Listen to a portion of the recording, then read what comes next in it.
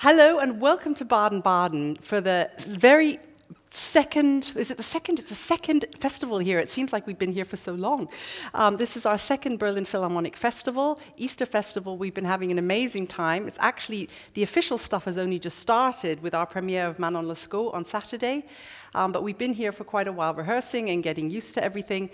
And today, we are welcoming you all online to our very special live lounge. We did one last year from the festival, so this is our second festival lounge. Thank you to all of you for joining me. I just can't believe we've managed to get all these fantastic people together on a day where so much is going on. We've just got here from a Zubin Mehta rehearsal of Heldenleben, and we have to rush back off after that to play the concert at 6 o'clock. So I would like to introduce you to my guests. First and foremost, our absolute heroine of the festival, our wonderful Manon Lescaut, Eva-Maria Westbroek. Did I say that right? No, Westbroek. Westbroek. The names are the hardest things. Westbroek. Okay, Westbroek. Thank you. Manon Lescaut, thank you so much. You've been an absolute star, and we all adore you. Yes. Thank you. I love you. Thank you for joining us. There's someone else here somewhere. Ruby's right here. Eva-Maria never goes anywhere without Ruby, her dog, so she might wake up later. She was awake just now for the music. Ladies next, Aline Champignon from Switzerland, first violins, thank you, welcome. You said it right. You said it right. And then on the edge, Jesper Busk Sørensen, is that right? Perfect Danish. Perfect. Thank Perfect you. Danish. Second trombone, thank you for coming. And have you got people watching? I hope so. Yeah, I hope so. What would you say to them? Hej.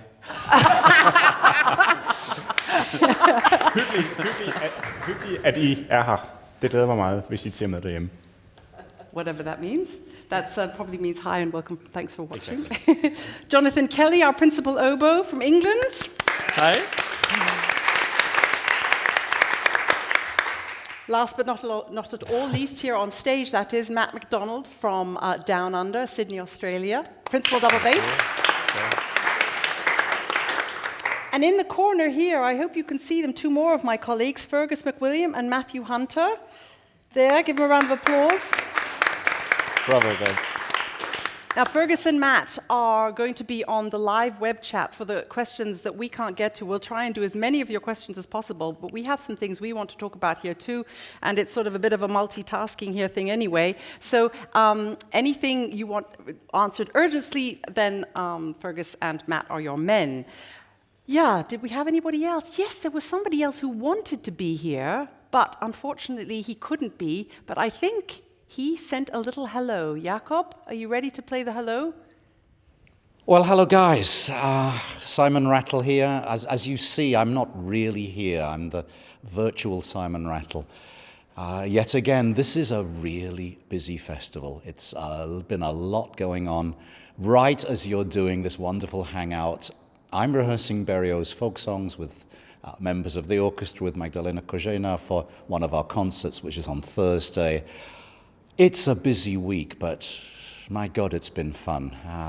What great things to do. We've gone from Puccini to Bach to chamber music to the Rite of Spring at the weekend to music all over the city. We feel very lucky. Have a great afternoon, whatever. Lots of love. Wasn't that nice of Sir Simon? We were really hoping he could be here, but he's in practically everything. So he's just gone from a press conference. He has a rehearsal with the Bundesjugendorchester today, so he couldn't be here live, but it was really nice of him to take time out to send us that greeting. I would just like to welcome everyone here, our audience who've come from Baden-Baden to watch us. Thank you for being here. And keep the questions coming live online. Let us know where you're writing from, because we'd love to hear how global this event has turned into. And because Eva-Maria is now an honorary member of our orchestra, an unofficial honorable member. Oh, it's hard. It's much harder than horn playing, I tell you. We have a little surprise for her, and a little surprise for you. Eva-Maria, would you mind reading this? Oh. And we are going to accompany you. We have, in her honor, we have arranged a little Manon in 3 minutes. Awesome. Shall we do that? What do you think? Yeah? Yes, Go for it? let's do it. Okay. Okay, we want to hear what you think of this online. We've been working. Jonathan was up late at night, all night, and he's been, in all senses of the word, copying and pasting. We'll probably get arrested for copyright for showing that. But they're all the highlights of Manon in 3 minutes. Let's go.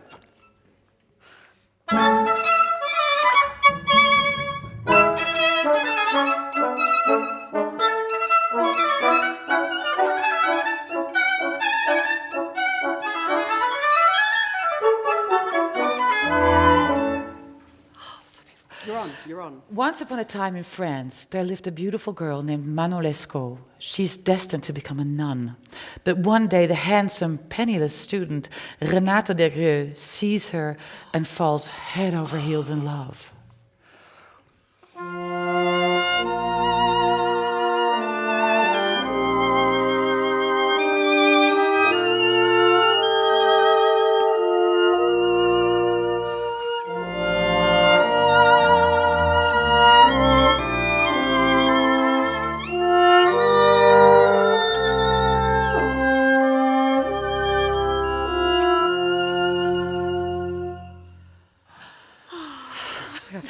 Meanwhile, Geronte, old, ugly, and rich, in our production, very handsome, also has his eye on Manon. But he's old. He's supposed to be old and ugly. He's supposed to be old, but he isn't, and he's handsome. Okay, and bribes Manon's brother to make her his mistress. But with the help of some friends, Manon and Desgrieux escape together to Paris.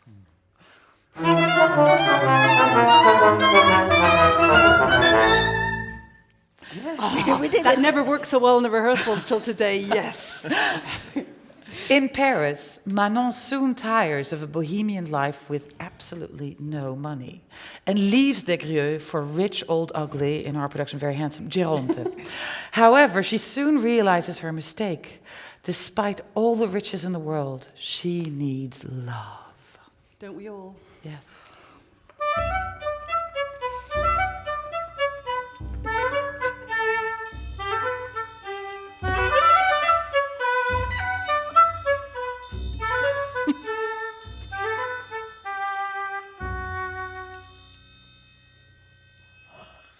How about that?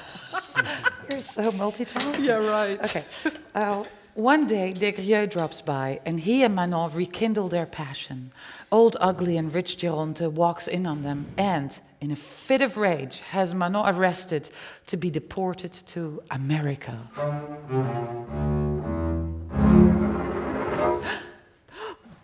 Desgrieux and Manon's brother try to rescue Manon before she boards the ship to America. Shots are fired, and everything goes wrong. Oh, I forgot about that bit.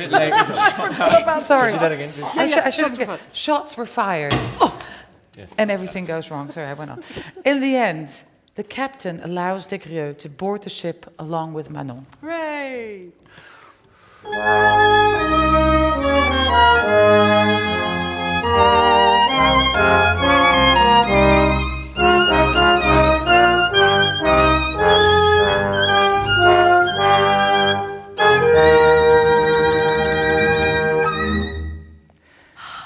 A happy ending, then? Not quite. Manon and Desgrieux find themselves alone in the desert. Manon is dying of thirst.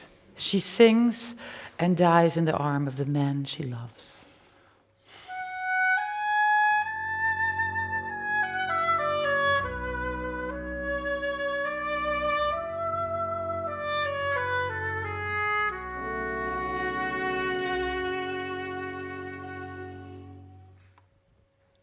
The end. The end. Well, that was for you online, Manon, in 3 minutes. You enjoyed it here too? Yeah. And the ticket. Oh, well done. Well You're a done. talented newsreader.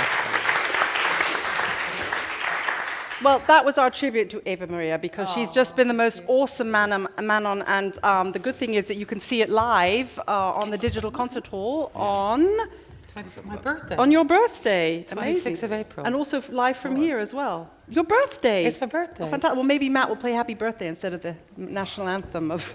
No. Tell us. It's very sad, Manon. We were all very, Yes. very sad. We're doing a children's production of Manon, and the good thing is, we were wondering how on earth can you do a children's production of Manon because it's not very. happy. And they've changed it. It's very sweet, so that Manon wakes up and it's all a dream. She has her mum and dad, Durand, and Durand is her dad. Yeah, Durand is her mum. Durand's her mum. And they wake up, and yeah, it's all been a nice dream. So that's very nice to have that. I wanted to ask my revered colleagues, Aline, we're a big symphony orchestra. Yeah, and we're used to, especially the first violins, when you watch the Berlin Phil playing, the most amazing thing is the visual, I think. They have a lot of power, and the violins really dig into it, don't they? They really do.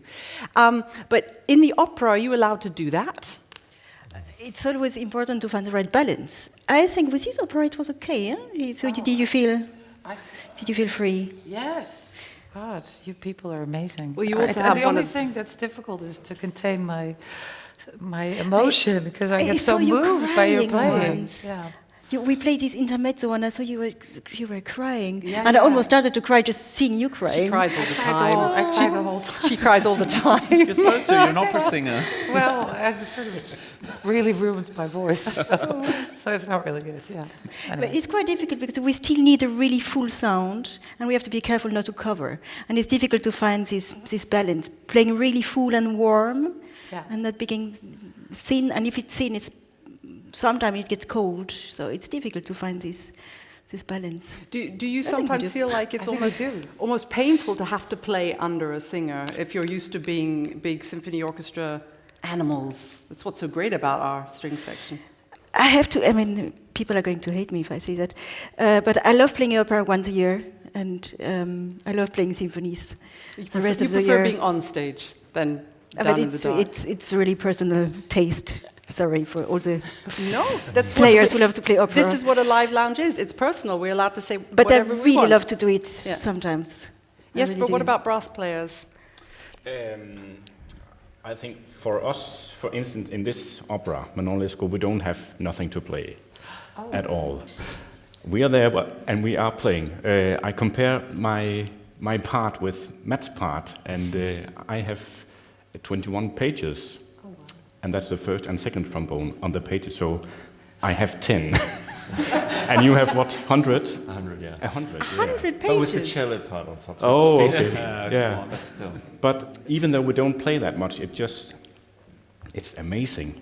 Especially this opera, it's just amazing to be in the pit, to looking around my colleagues doing this wonderful music, and to listen to you guys upstage.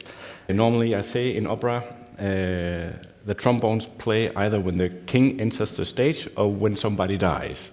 And it's actually true. And luckily for us, you die a very slowly death.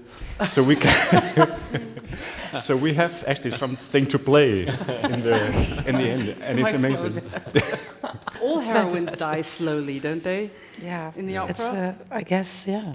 They really take their time. They take their time. And at the last minute, when you think, like, she's dying of thirst in the desert, and you think, okay, and she stands up and sings this amazing aria, No voglio morire. No, I don't want to die. Yeah, you don't want to die. Before you do that, I can always just see in the corner of my eye, we're playing, and you suddenly just fall on the floor so fast.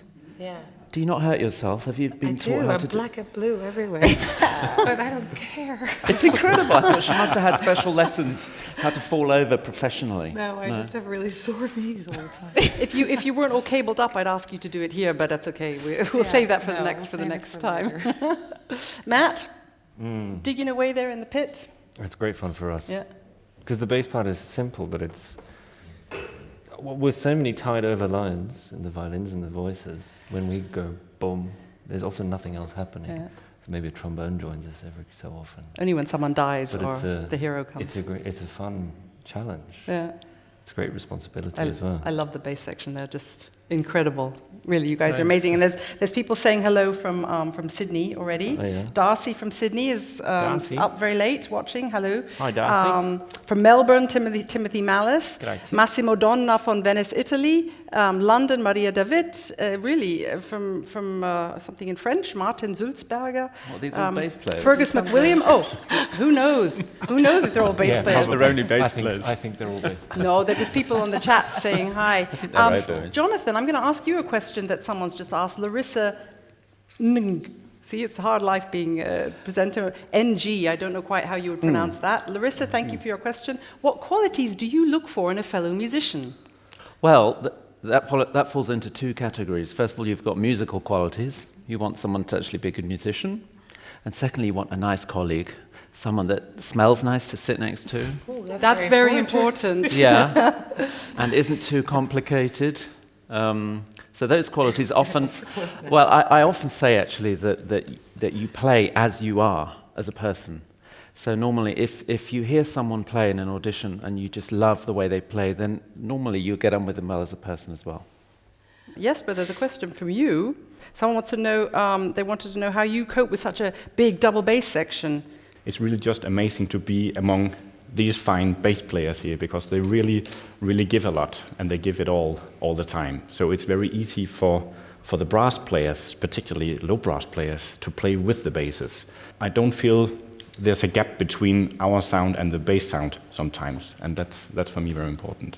I agree. I have to say, sometimes we play, the bass section is sitting just behind the first violins, and I love to sit at the end of the section, just close to the bass, and then you get all this sound and your whole body is... As a brass player, often we fantastic. get a lot of nasty looks when we're too loud for the strings in front of us, but I must say the basses are the section that everybody loves to sit next to. It's really true, isn't it? It's just, they take us I never get all with to sit next to them, do. so I don't know. Well, it's amazing. You can feel it coming Sounded out right to me. So the drinks are on me. After. Drinks are on you. Thanks. Miriam asked a funny question. I'm always amazed at how opera singers playing a dying heroine can get a full sound lying down. That's a good question. Yeah. It's, I don't know. You don't know? I practice lying down. Do you practice lying down? No, just in the rehearsals. I don't know, actually. What can I say? I'm sorry. Thought maybe there was a special technique. No. You know, we just talked about... It's easier when you're standing up. It sounds better. May I ask you a Okay, question, you even go though on. I'm not on the chat? Jonathan said it's nice to have colleagues who smell nice. Yeah. Yes. Do you ever get people singing like Massimo? He sings like in your face. You sing with all these heroes of these tenors and these basses and whoever's the hero, and they sing and spit at you like this. Tell us the inside info on that. The inside info. Well, some people smell really good, and some, unfortunately, smell a little less good. What about getting spat on? Oh, yeah, that happens. But are there certain rules about what you're allowed to eat, like the day before? No, I remember I had a colleague, a lovely colleague, but he believed in the power of garlic for his voice. And I remember he would come on stage, and the prompter, we had a prompter, she would get tears in her eyes from his garlic.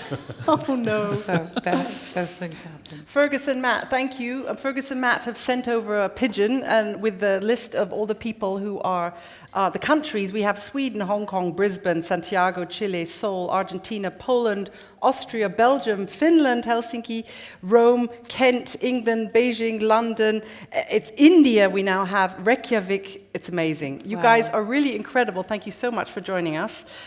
This is really touching.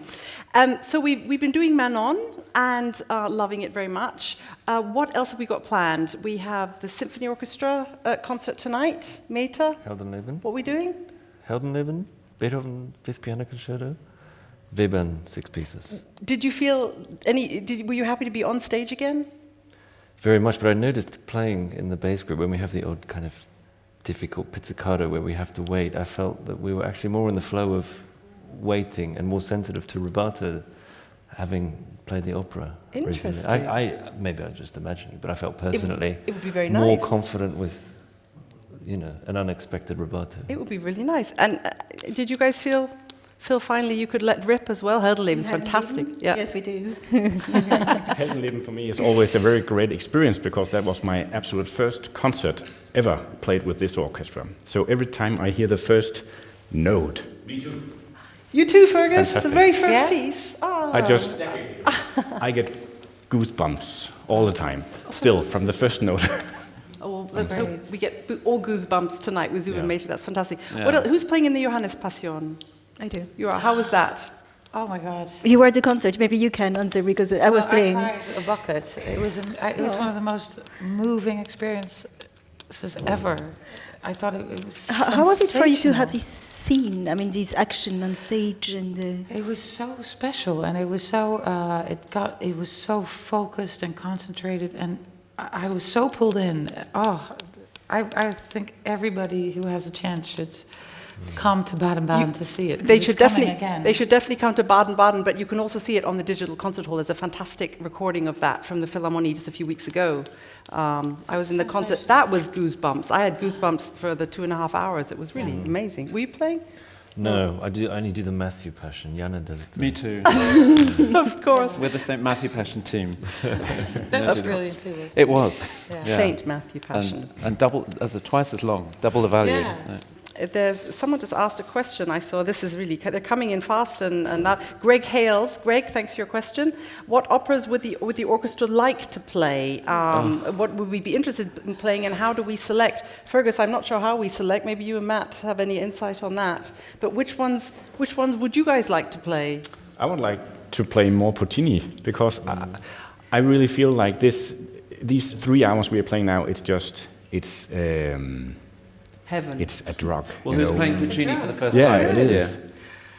What? Really? I've never played Puccini before. really? Have you ever played Yeah. Puccini? No. And You have I'll let you in on a Anderson. secret. I think we're allowed to say this. This was Sir Simon's very first Puccini. Yes. The very first time he stood on the podium as a premiere was for Puccini was now on Saturday. How did he do? He is a genius. He was amazing. He is amazing. He's easy for singers to sing with and follow. He seemed to really enjoy himself. He has such a sensitivity for this music. It's incredible. It's amazing. What opera would you like to sing with us? We'll see what we can do. Everything. I want you to become an opera orchestra. I think you're the best. We did Siglinde. You were our Siglinde in the ring. That was That amazing. was really You amazing. guys were amazing. I will never forget it. It was what an experience. She can sing above an entire orchestra, the Berlin Phil going full throttle. You still hear her. I don't know, but I love it. Anything you'd like to sing? Oh yeah, I'd love to do Puccini. I'd love to do La Fanciulla del West, which is one of my favorite operas. I would like to do Butterfly, although I don't really look like a 15-year-old Japanese. But you know, Well, you have Amazing a what very... they can do with hair and makeup nowadays. Jonathan, which opera would you like to play? Oh, I love opera. I'm very fortunate in that Albrecht Meyer, the other solo oboe, doesn't really like to do so much opera, so most years I get to play the opera, which is always a big plus for me. I want to play all the operas. I want to play more Mozart opera. I want to play all the Wagner operas we still haven't done. I've only ever done The Ring. What other operas have got great oboe parts? They've all got great oboe parts. I'd have to do Berg. Berg. I'd have to do Wozzeck. I heard Yeah. a rumor there might be some Yeah. Berg coming along, but I'm not sure that's... people have been asking what's coming on. I'm not sure if we can even talk Dunno. about that. We don't know. We would like some Berg. Maybe we'll get our wish. You never know. But Or Rosenkavalier... Tosca, or Tosca. Let's just do Tosca. Tosca. Rosenkavalier is coming up next year, which will be great. I have a great question here from Victor from Bulgaria. Thanks, Victor. All of you seem like such lovely people. Why are conductors scared of you? That's a great Not of me. question. Matt, Yes. why do you think Are they? conductors are scared? I don't know, are they? Are they? Maybe young conductors are pretty scared coming to the Berlin Phil. Well, I guess traditionally Because they to don't know conduct us. the Berlin Phil is... yeah. It's because they don't know.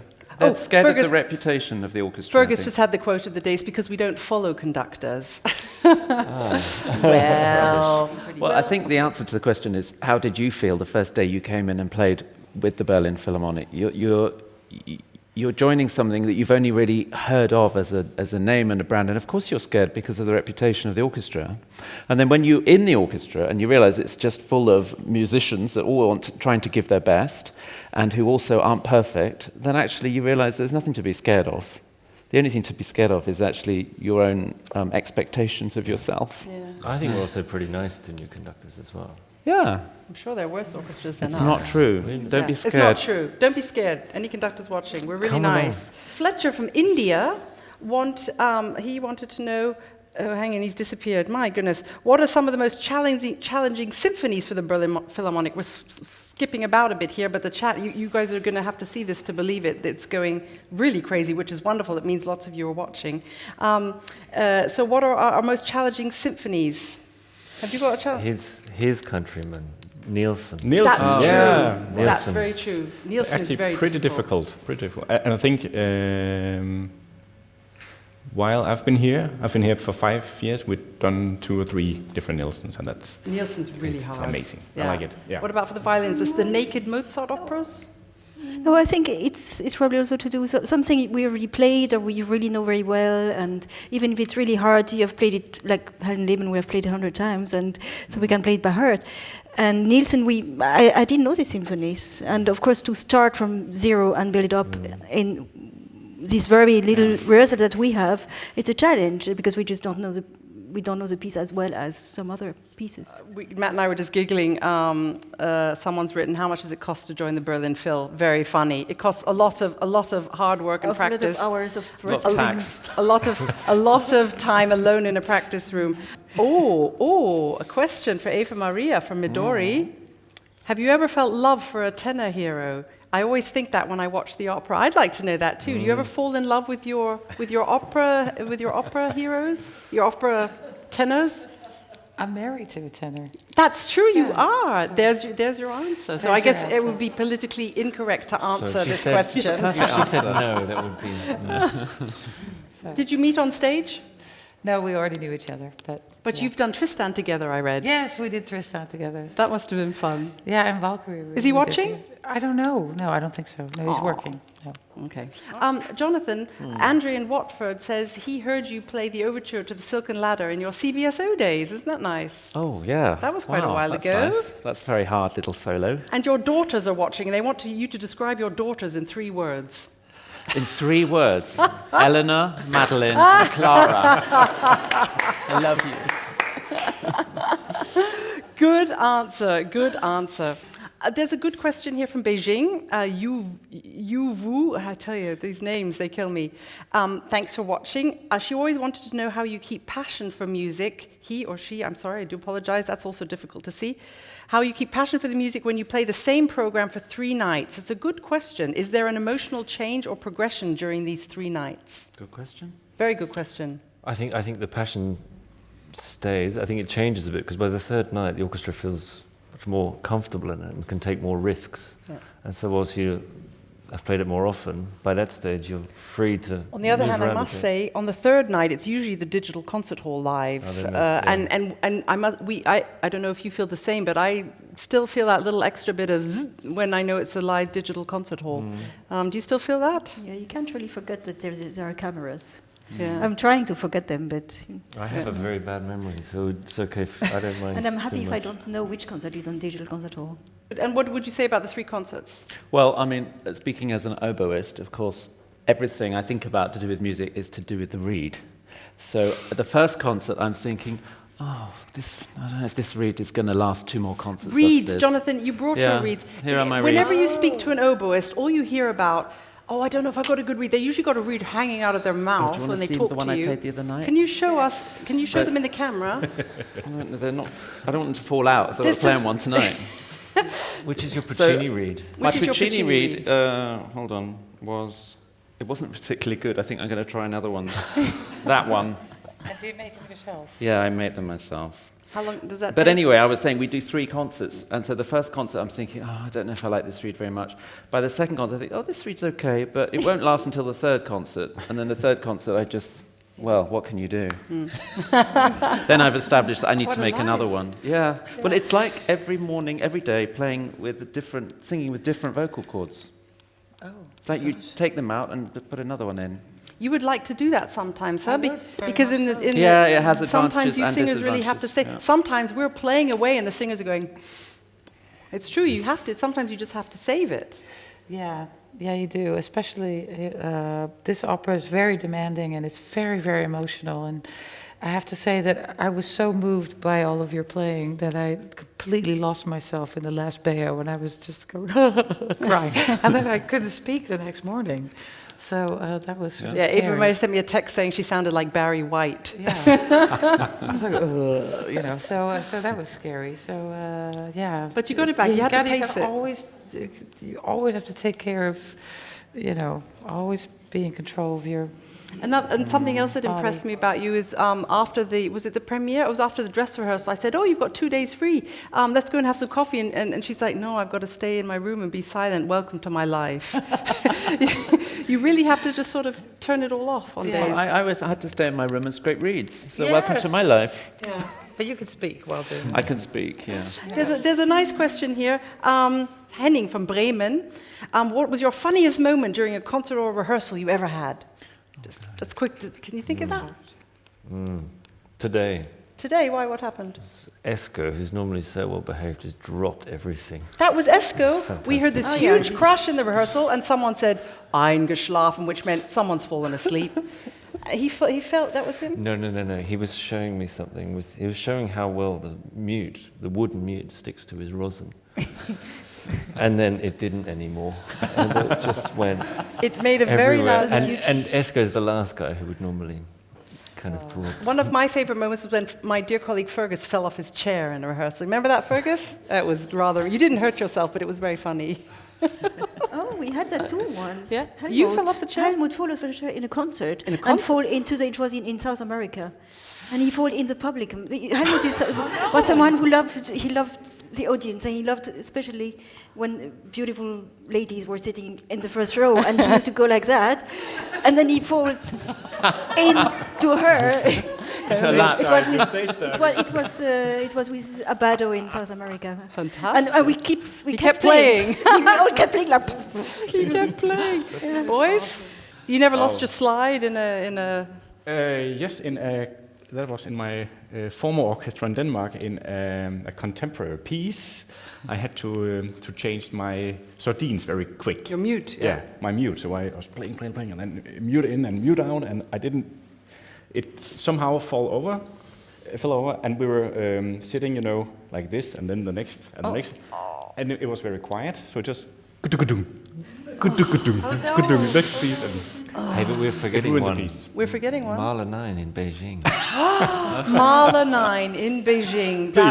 That was. I don't even think we can say that on. What happened? Go on, Matthew. Go on, Matthew. Matthew's from Australia. They're very liberal there. Matthew, tell us what happened in Australia, Beijing. It was towards the end of Mahler 9, after Ludwig's beautiful, tragic And what cello are the violins solo. doing? You guys are just holding the bow for about half an hour? It's such a tragic, still, sad part of the piece. And then from above the first violins in the balcony, you just hear this.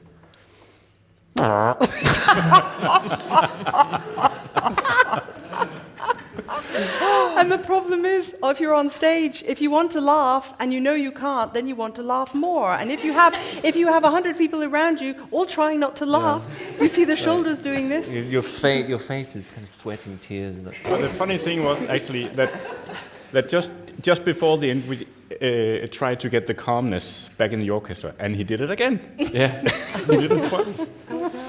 Okay, let's go from that to something very serious.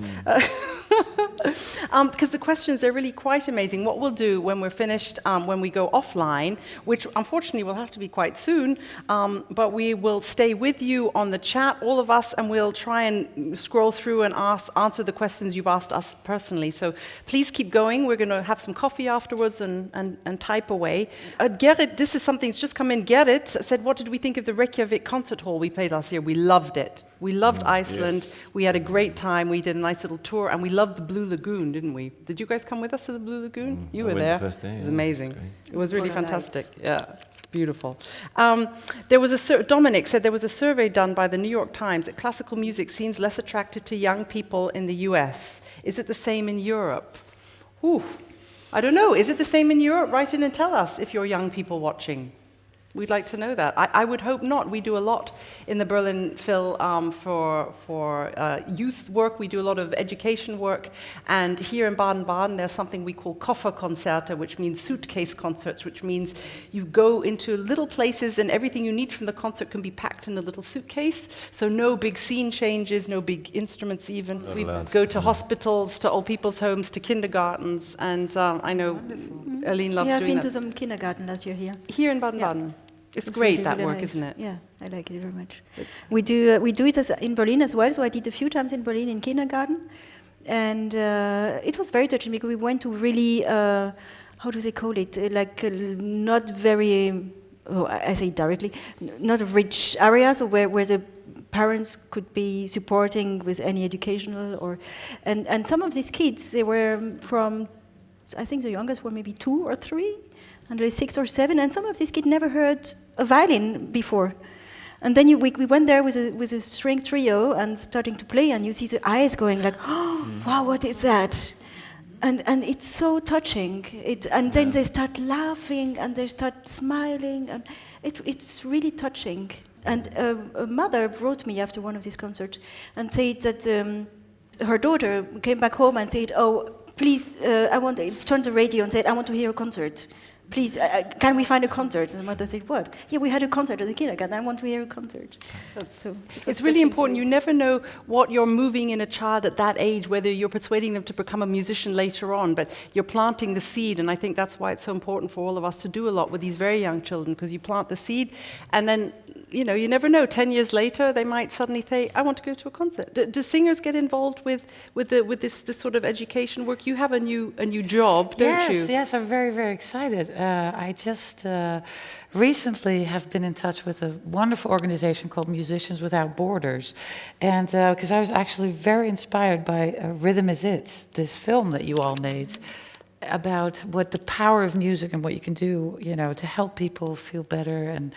And there's this wonderful lady who founded this organization that actually goes to places like Bosnia, to Rwanda, and they just give, they do work groups with people through music to help people, God, I'm so bad at saying this. No, but to help people to build bridges. For instance, what they do in Bosnia, they are part of these rock schools where people go from all ethnic diversity, and so they all get together, and there's no, when you make music together, it's like you're building a bridge. It's like there's no borders anymore, and I think it's so wonderful. Have you done anything for them yet, or what will be your I'm first? talking about them yet, and I'm first, and we're thinking about things I can help them with, and go to places. And that's do great. I didn't know that's like the Doctors so Without the Borders. Yes, it's a sort of name based on that. Let's take our little Manon in 3 minutes. Yes, let's do it. Let's do it. That's I would it. love that. We could do a koffer concert, a little suitcase. We don't need much. Well, you can put your thing on your stuff back. in the Yeah. bass And go, how do you say that, Eline, in French? The Doctors Without Borders. Médecins Sans Frontières. Sans Frontières sounds. I love that accent. It's just fantastic. Do we like the acoustic in the Festspielhaus? Asked Dion. It's really nice for playing opera. It's really nice for us because we can really sing out with character and we're not too loud. So yes, so far. It's quite a big place for the audience. Some friends of mine were in the third balcony and they said they felt sort of really quite far away, but the staging for Manon, they loved it because it was so movie-like that they still, even though from far away, they felt very close to the action. So that's good. A concert acoustic in an opera hall is always a little bit more difficult. Mm-hmm. We were playing against the wall today, and I don't know if anyone heard it, but you have to really adjust your playing immediately when you're playing on an opera stage, I think. Is it nice for you guys to sing? Oh yeah, it's very good. It's really what makes a good opera house acoustic for you? Oh, I don't know, but just that it's live, that it doesn't, that it doesn't feel like not too many like sort of velvet chairs and stuff like that. Okay. Charles David Miller wanted to know who are our biggest musical inspirations. Well, this week mine's been Eva-Maria. Oh, yeah. You are for me, really, truly. What about you, Matt? Special teacher, special. My colleagues, really. Because I studied with 3 people from the Berliner Phil before I joined. So I did the academy, and so actually the guys I played with were always my heroes, so I feel very lucky. Isn't it incredible when the people you studied with, I had Klaus and Fergus, and suddenly you're sitting there with them. It's fantastic. It's amazing. Incredible. Yeah. Johnny? Well, there was a wonderful long-standing first oboe of this orchestra called Lothar Koch, who I always used to listen to records of him when I was growing up. Well, I think it wasn't always him. I think it was also sometimes Karl Steins, who was the other first oboe. And they both were they had the most beautiful sounds that just went straight to your heart. And they were always my Vorbild, you say in German, sort of my example, my inspiration. You spend long enough here. I mean, we're a pretty international bunch, but we speak this terrible mixture. Pre-image. They were my pre-image. We speak something we call Dinglish. We speak English with these German words thrown in because we are too lazy to think of the words in it. We all do that. We say, "Oh, I'm on the way to Dienst, but I'm in a Stau." Yeah. You know? Yeah, So. that's true. But most of my big musical influences are singers, actually. Fritz Wunderlich, Arlene Auger, people like that. They're the ones I love to listen to. And Eva-Maria Westbroek. Yeah. Aline? I think what you said, Matthew, is very true. I mean, without being too nice and to be honest, but I think it's really true. I learned a lot with my colleagues because there are so many great musicians. No, really, so many great musicians and so different and such a big range, and it's really great. Otherwise, I cannot say so one person. I could say, I don't know, Rubinstein for the rubatos, Schering for the noblesse, for this noble. But I don't know, Heifetz for everything. Oistrakh for the sound.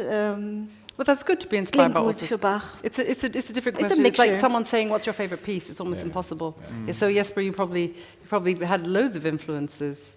Trombone, but, but there's one school, isn't there? I mean, you've gone the German school way, haven't you? German trombone school. Yes, here. Yeah. But I took my.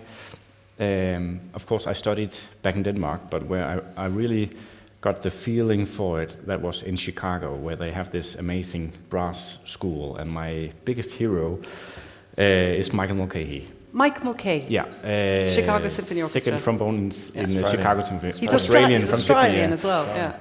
And the way he makes trombone playing simple, I'm really attracted to that, because then I can move around. Yeah. So I'm not really into a certain school, but I see myself be able to moving around between the different styles. And also, when we play things like Manon Lescaut, Puccini, that really inspires me as well. I remember on my birthday, the 9th of April, we had the Generalprobe, and I was just blown away.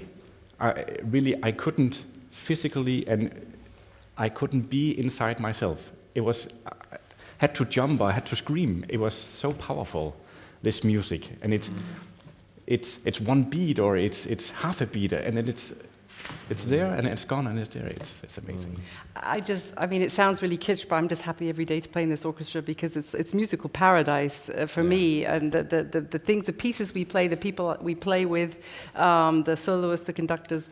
I mean, it is a job. So of course there are days where you come to work and you think, you know, okay, well, but the concerts, there is never a concert where I don't feel everyone is just not going, and that's what makes it so special for me, and it also makes you cry when you listen to the concerts, right? Every time.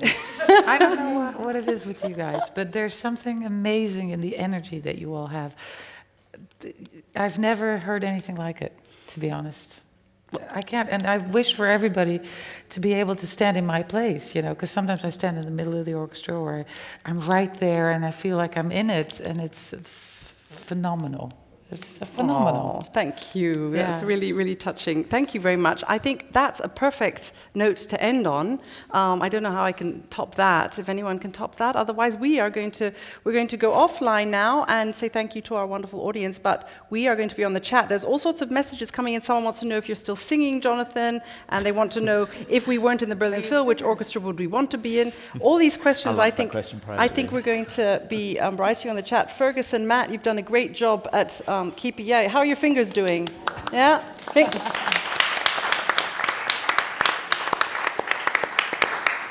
They've been typing away the whole time. We're going to get typing away. Thank you so much to the Berlin Phil Media team for setting up this hangout. We have Jakob von Bernstorff back here, who's our video mixer for today. Thank you so much for all your help. And he was one that pushed this through, that we got to do this live online. So thank you very much for that.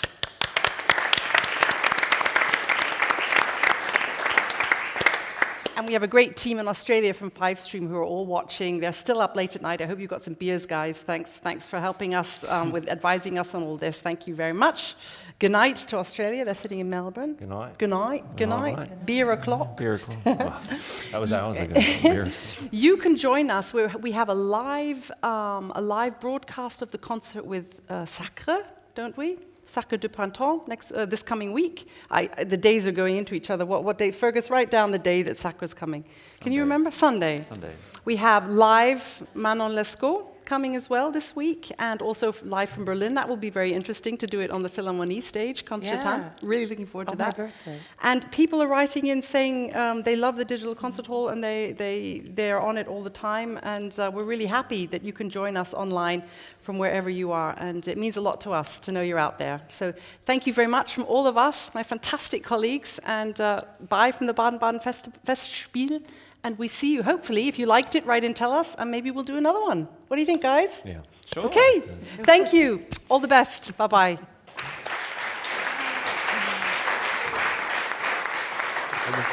And now we have to do this.